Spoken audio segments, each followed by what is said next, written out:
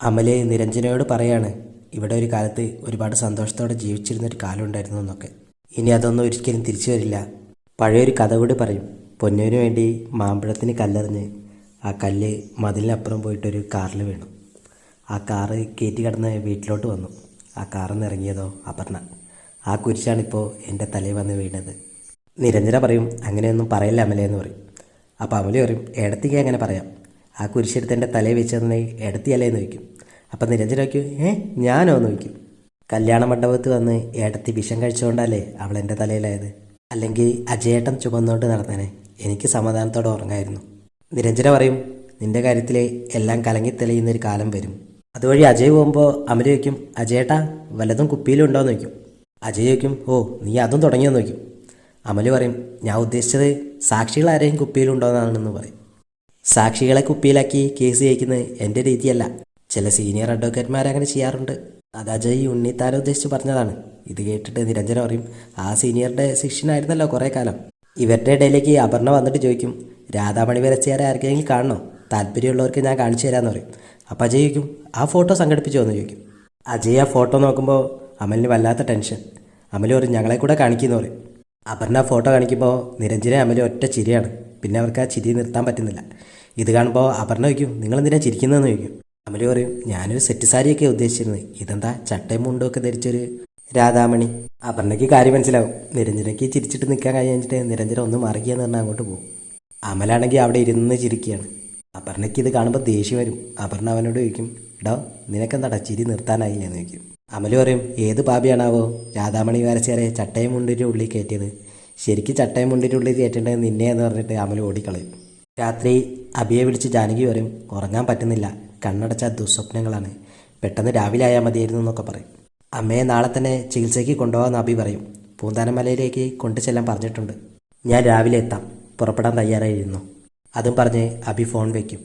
അപർണ തമ്പിയോട് പറയും നമുക്ക് ആ പോലീസ് ഓഫീസറുടെ വീട് വരെ പോയാലോ. തമ്പി പറയും അതിലൊന്നും കാര്യമില്ല, അയാൾക്ക് ഞങ്ങൾ കുറേ ഓഫറൊക്കെ കൊടുത്തു, അയാൾ സമ്മതിച്ചില്ല, അയാൾ ഇട്ട് മൂടാൻ സ്വത്തുള്ള ആളാണെന്നൊക്കെ പറയും. അപർണ ചോദിക്കും എന്താ അയാളുടെ ഈ നിലപാടിൻ്റെ കാരണം എന്ന് ചോദിക്കുമ്പോൾ തമ്പി പറയും എന്നെ കേസിൽ കൊടുക്കണം അത് തന്നെ എന്ന് പറയും. അയാൾ ഉണ്ണിത്താൻ്റെ അടുത്ത ആളാണ്, ജാനകിക്ക് വേണ്ടി നിൽക്കാനുള്ള കാരണവും അത് തന്നെ. തമ്പി കുറേ നുണകളിങ്ങനെ പറയുകയാണ് അപർണയോട്. കേസ് റീഓപ്പൺ ചെയ്താൽ ഞാൻ ആത്മഹത്യ ചെയ്യേ വഴിയുള്ളൂ എന്നൊക്കെ തമ്പി പറയുമ്പോൾ അപർണ പറയും അങ്ങനെയൊന്നും പറയില്ല അച്ഛാ, അച്ഛന് വേണ്ടി ഞാൻ ഏതറ്റം വരെ പോകുമെന്ന് പറഞ്ഞ് പോവും. ഇത് കാണുമ്പോൾ തമ്പി പെട്ടെന്ന് പറയും അയ്യോ അവൾ ഇനി നടരാജൻ്റെ അടുത്തൊന്നും പോവോ, അവിടെ എത്തിയ സത്യം മുഴുവൻ അവൾ അറിയല്ലോ എന്ന് പറയും. രാവിലെ അഭി വന്ന് അവരെയും കൂട്ടിക്കൊണ്ട് പോവുകയാണ്. അപർണയെ അജയും പഴയ CIയെ കണ്ടുപിടിക്കാനുള്ള തിരക്കിലാണ്. അപർണ പറയും അയാളാണ് മാധവാരിയുടെ കംപ്ലൈൻറ്റ് സ്വീകരിച്ചതെന്ന്. അയാളിലേക്ക് എത്താൻ ഒരു വഴിയുമില്ലേ, അയാൾ മാത്രം മതിയായിരുന്നു ഈ പെറ്റീഷൻ ആവിയായി പോകാൻ. അജയ് പറയും പിന്നുള്ളത് മാധവാരിയുടെ പഴയൊരു സുഹൃത്താണ്, അയാളുടെ കാര്യത്തിൽ മാത്രമേ എനിക്ക് കുറച്ച് ആശങ്കയുള്ളത്. നാട്ടുകാർക്കാർക്കും 25 വർഷത്തിന് മുമ്പ് അങ്ങനെ ഒരു കുടുംബം അവിടെ ഉണ്ടായിരുന്നെന്ന് അറിയില്ല.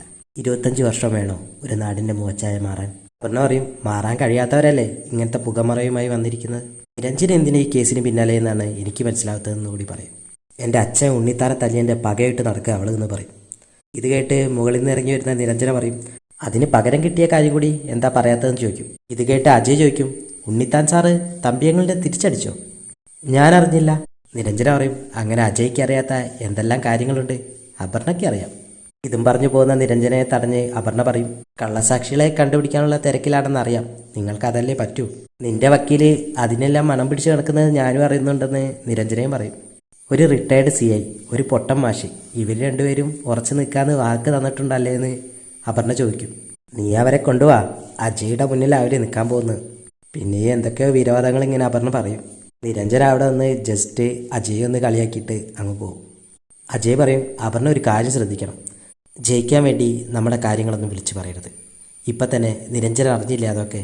അതും കഴിഞ്ഞ് അജയ് അവിടെ നിന്ന് ഇറങ്ങുകയാണ്. രാവിലെ ബ്രേക്ക്ഫാസ്റ്റ് കഴിക്കാനായിട്ട് ഹോട്ടലിൽ കയറി അഭിയും ജാനകിയും മനയിലെ കാര്യങ്ങളെപ്പറ്റി സംസാരിക്കുകയാണ്. അഭി പറയും ഒരാൾക്ക് അവിടെ നിൽക്കാം, അവിടെ നിന്ന് കിട്ടുന്ന ഭക്ഷണം മാത്രമേ കഴിക്കാവൂ, കുറച്ച് നിബന്ധനകളുണ്ട്. ജാനകി പറയും അമ്മയ്ക്കൊപ്പം മേരിയമ്മയെ അവിടെ നിർത്താലേ. ആ സമയത്ത് അങ്ങോട്ട് കയറി വരികയാണ് നകുലൻ. ജാനകി തമ്പി മനയിലേക്ക് വരുമോ എന്നുള്ള പേടിയിലിരിക്കുകയാണ്. അതൊന്നും ഉണ്ടാവില്ലെന്ന് അഭി ആശ്വസിപ്പിക്കും. ആ സമയത്ത് ജാനകി നകുലനെ കാണുകയാണ്. അയാളെ കണ്ടിങ്ങനെ ഞെട്ടിത്തെറിച്ച് നിൽക്കുകയാണ്. അഭി അതൊന്നും ശ്രദ്ധിക്കാതെ ഇങ്ങനെ ഭക്ഷണം കഴിച്ചുകൊണ്ടേയിരിക്കുകയാണ്. ജാനകിയാണെങ്കിൽ ആകെ എന്ത് ചെയ്യണമെന്നറിയാതെ പേടിച്ചിങ്ങനെ നിന്നു പോകും.